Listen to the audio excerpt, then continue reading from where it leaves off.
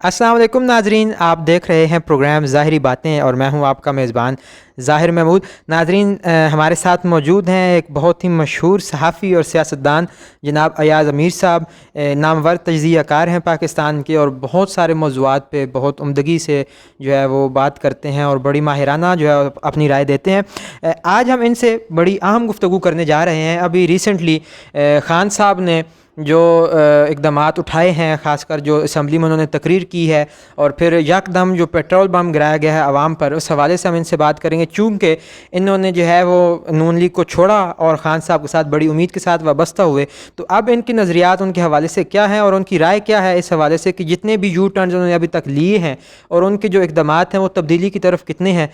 तो सर हमें बताइएगा कि आपका क्या ख्याल है कि ख़ान साहब ने जितने वादे और जितने सुहाने ख्वाब इस आवाम को दिखाए थे, क्या वो उसमें कामयाब हुए हैं? यकीनी तौर पे वो तो नहीं हुए, लेकिन क्या आगे 2-3 साल में वो कामयाब हो पाएंगे? नहीं, एक बात तो ये, मेरी वाबस्तगी उनसे कभी नहीं रही। ये था कि मैं नून लीग के साथ रहा हूँ, सियासी सफ़र भी किया है।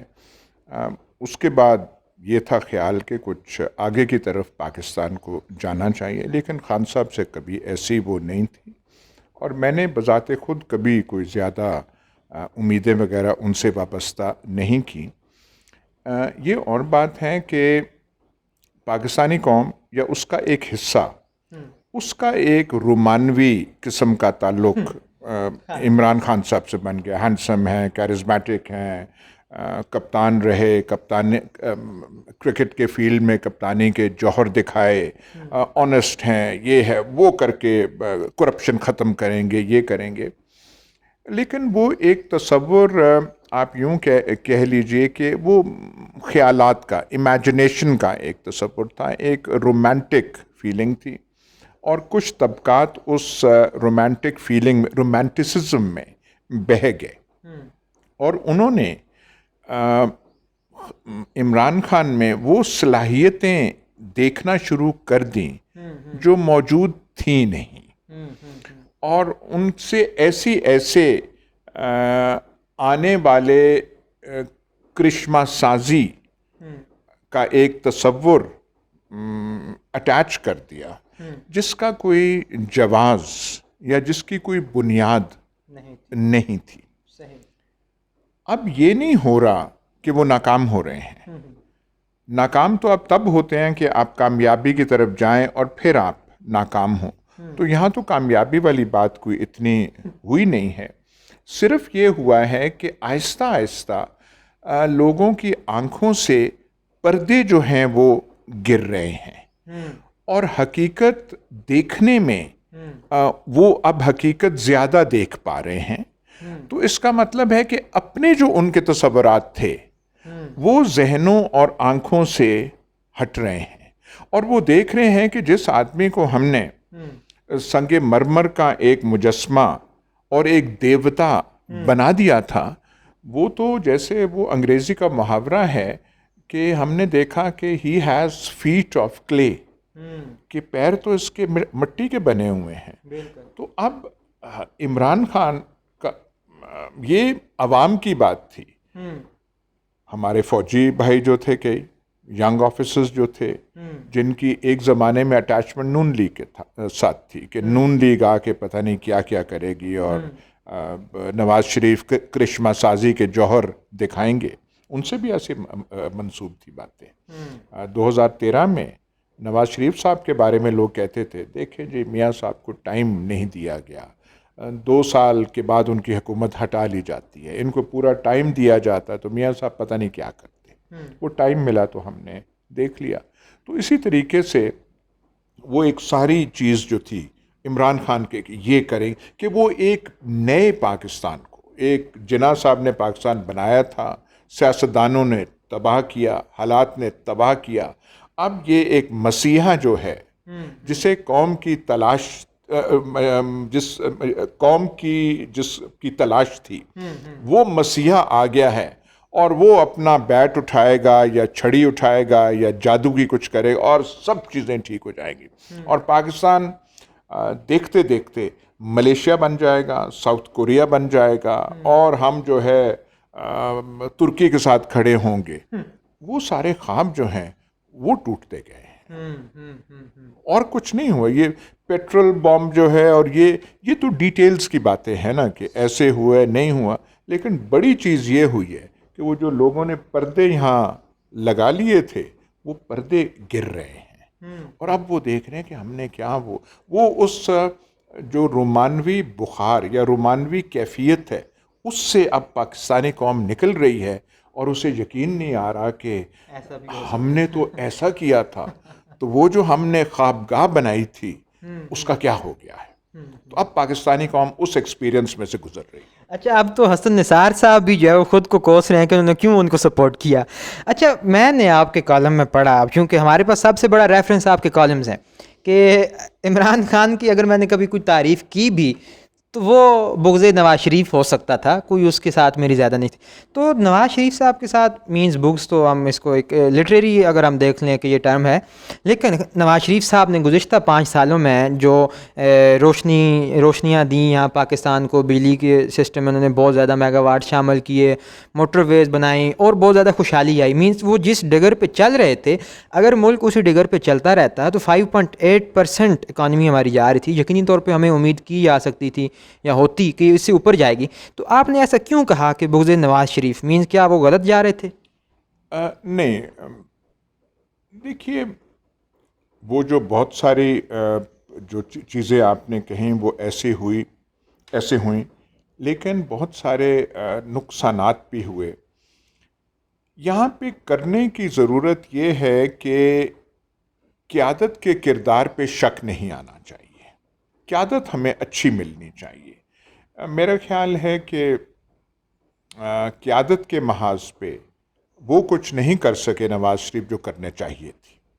अब ये जो है हर दूसरे तीसरे चौथे साल फ़ौज से जो लड़ाई हो जाती है, भले इसमें गलती फ़ौज की हो, लेकिन लीडर और सियासतदान वही होता है जो ऐसे असबाब ना पैदा होने दे जिससे टेंशन या टकराव की सूरत हाल का अंदेशा हो सके।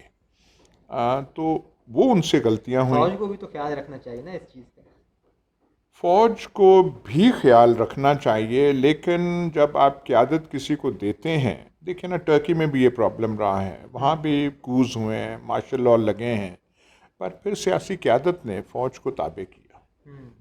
मींस जो सियासी ताकत है वो ड्राइविंग फोर्स है। ड्राइविंग फोर्स वो होती है जब आप कहते हैं कि फ़ौज किसी चीज़ का हल नहीं है, तो फिर आप में फिर लाजम हो जाता है कि आप अपने में इतनी वो सलाहियत पैदा करें कि इंटेलेक्चुअली, मॉरली, लीडरशिप के हवाले से आप फ़ौज से या बाकी इदारों से सुपीरियर हों। आप उन्हें बता सकें कि कहाँ जाना है, क्या करना है, इन जमेलों में आप क्यों पड़े हुए। मैं आपको एक मिसाल देता हूँ। जब पीपल्स पार्टी की गवर्नमेंट आई मुशर्रफ साहब के बाद, तो फ़ौज वगैरह में थोड़ा सा वो था कि पता नहीं सिविलियंस क्या करेंगे, जमहूरी लोग क्या करेंगे। जनरल अशफाक परवेज़ कियानी पूरे मैप्स लेकर वज़ीर-ए-आज़म हाउस गए कि ये है, और वहाँ पे यूसुफ रज़ा गिलानी उनको कहते हैं, देखें जी, जहाँ तक सिक्योरिटी का तल्लुक़ है वो आपने जो मर्ज़ी करना है कि आप करें। मतलब आप अपना रोल एब्डिकेट करते हैं, आपकी तरफ वो देख रहे होते हैं और आपको कुछ गाइड करने के लिए आपको पता ही नहीं है। हमारे सियासतदानों को ये प्रॉब्लम है कि इक्वल लेवल पे फौजी जर्नलों से बात नहीं कर सकते। भाई, आपकी हर चीज़ से आपकी सोच उनसे ऊपर होनी चाहिए। आप क़यादत आप कर रहे हैं, कौम की समत जो है वो आपने बतानी है। देखिए, यहाँ लीडरशिप का फुकदान अगर हम देखें कि किसी भी ऐसा मौका आए ही नहीं कि यहाँ से जो सिविलियंस लोग हैं उनको इस काबिल बनाया जाए कि वो कौम की जो है वो सरबराही कर सकें, कौम के नुमाइंदा या रहनुमा बन सकें। मतलब हमारे पास कितने मार्शल आगे पीछे आते रहे, फिर सियासी चपकलशें चलती रहीं, तो ऐसे में कोई कैसे जो है वो लीडर बन सकता है? देखिए, बहुत सारे ऐसे मौके हैं जो जब ऐसे वो कर सकते थे। भुट्टो साहब जो थे वो अपने दौरे इक़्तिदार में उन्होंने एक वो पोजीशन हासिल कर ली थी कि वो बिल्कुल अपनी पोजीशन मजबूत कर ली थी, लेकिन उनसे 77 के इलेक्शंस नहीं हैंडल किए गए। उन्होंने ऐसी गलतियां की जो उनको नहीं करनी चाहिए थी। असबाब उनसे पैदा हुए कि उनके खिलाफ एजिटेशन शुरू हो गई। और उस एजिटेशन में बहुत सारी चीज़ें आई और फिर फ़ौज ने आखिर में जाके वो कर लिया। नवाज़ शरीफ का जो मेरा ख्याल है जो एक बहुत बड़ा प्रॉब्लम रहा है कि बहुत सारी उनकी अच्छे पॉइंट्स भी हैं, ये जो हवस से इक़्तिदार नहीं, हवस से ज़र जो है ये हमारे पॉलिटिशियन से कंट्रोल नहीं होता। कुछ तो आपको फैसला कर लेना चाहिए ना, वो जो टॉल्स्टॉय की कहानी है मशहूर ज़माना, how much land does a man require, भाई कितनी ज़मीन आपको चाहिए, कितनी ज़र आपको चाहिए, कितना वो चाहिए आपको, तो वो जो है नहीं कभी कर पाए। तो ये हमारे पॉलिटिशियंस में बहुत कमज़ोरी एक रही है।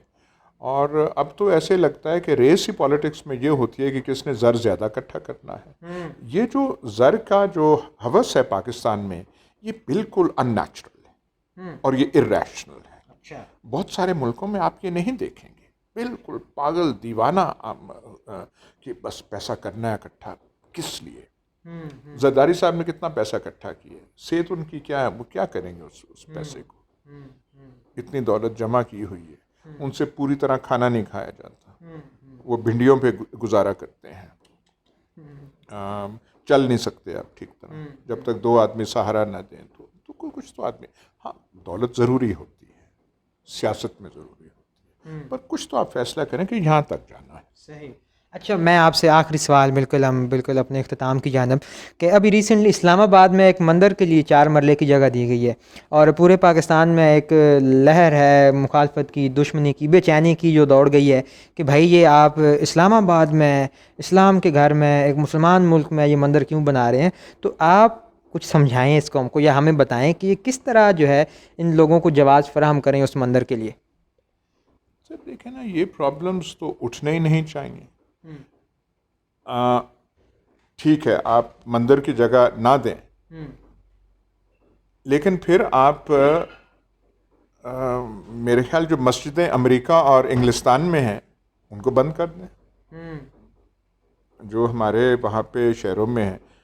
यहाँ के मौलवियों को तो चैन नहीं आता जब तक साल में एक दफ़ा दौरा इंग्लिस्तान या वहाँ का ना करें, तो फिर वहाँ पे बंद कर दें। और अगर वहाँ पे मस्जिदें हैं और रमज़ान के पहले दिन जब क्वीन जो है और प्रिंस चार्ल्स जो है वो मुसलमानों को मुबारक दे रहे होते हैं और वहाँ के मुसलमानों को अमेरिका में माइनॉरिटी नहीं कहा जाता।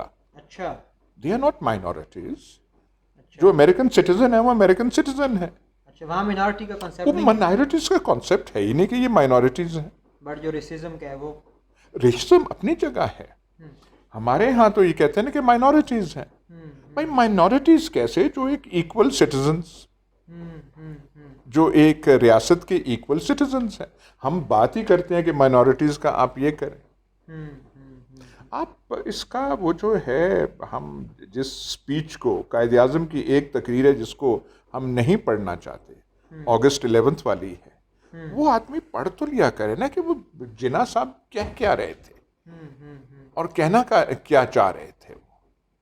अब वो पाकिस्तान 3 दिन बाद बनने जा रहा है, अगस्त 11 है, वो जदोजहद कामयाब हुई है, कायद की सेहत ठीक नहीं है, कौमी असेंबली में उठते हैं, उनके हाथ में कोई कागज़ नहीं है, ये प्रिपेयर्ड स्पीच नहीं थी। अच्छा, जो दिल में बात है उससे उन्होंने शुरू करते हैं।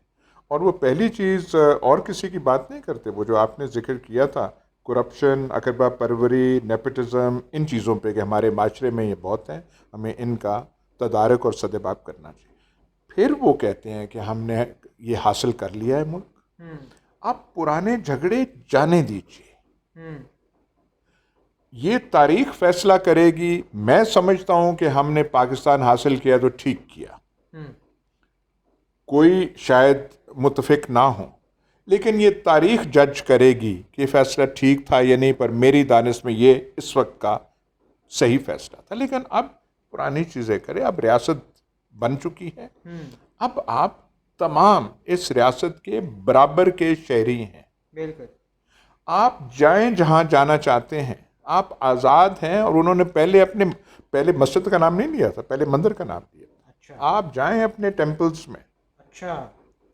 आप जाएं अपने मस्जिदों में, गुरुद्वारों में। जहाँ भी आप जाएं, मज़हब आपका है, इसका रियासत के कारोबार के साथ कोई ताल्लुक नहीं है। और आप इस असूल को सामने लेके जब आप आगे जाएंगे तो फिर आप देखेंगे कि आप हिंदू नहीं रहे, मुसलमान नहीं रहे, रिलीजियस सेंस में नहीं, क्योंकि हर एक का अपना अपना मजहब होता है, लेकिन as citizens of the state फिर आप जो है ये मजहबी तफरकाबाजी सामने नहीं रखेंगे। सही, सही हो। अगर वो स्पीच पढ़ी जाए तो उसका ये लगे बात। लेकिन जब उनकी वफात होते ही आइन साज असेंबली में जब करारदाद मकासद सामने लाई गई, करारदाद मकासद में कोई ख़राबी नहीं है, पर जो तसव्वुर जिना है, तसव्वुर कायदे आज़म है और करारदाद मकासद, वो आपस में हम आहंग नहीं है। सही, सही।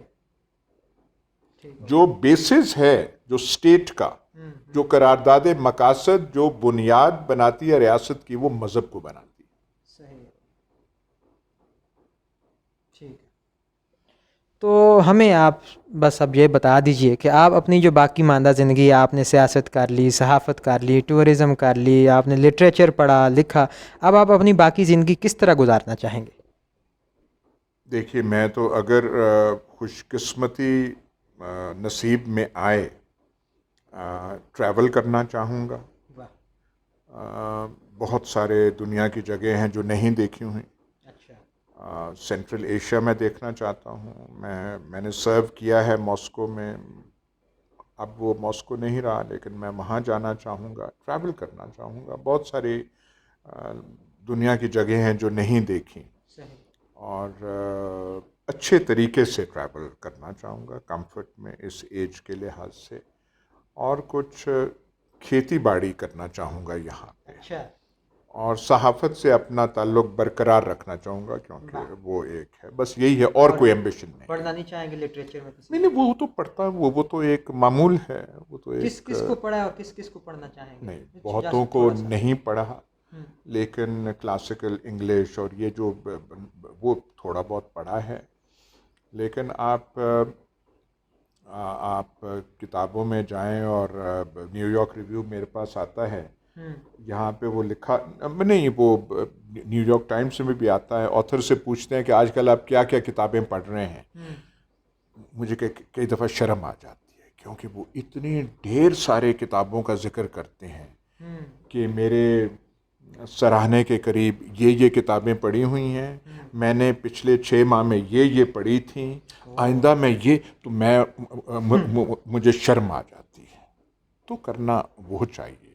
हमारे यहाँ तो आर्टिकल नहीं लोग पढ़ते, किताब तो बहुत दूर की बात है। सर, बहुत बहुत शुक्रिया, आपने हमें इतना ज़्यादा कीमती वक्त अपना दिया, और हमें उम्मीद है कि ये बातें जो है वो पूरी कौम के लिए, पूरी नस्लों के लिए जो है वो एक काम की करामत बातें हैं। तो इसके साथ ही हमें दीजिए इजाज़त। बहुत शुक्रिया, खुदा हाफिज़।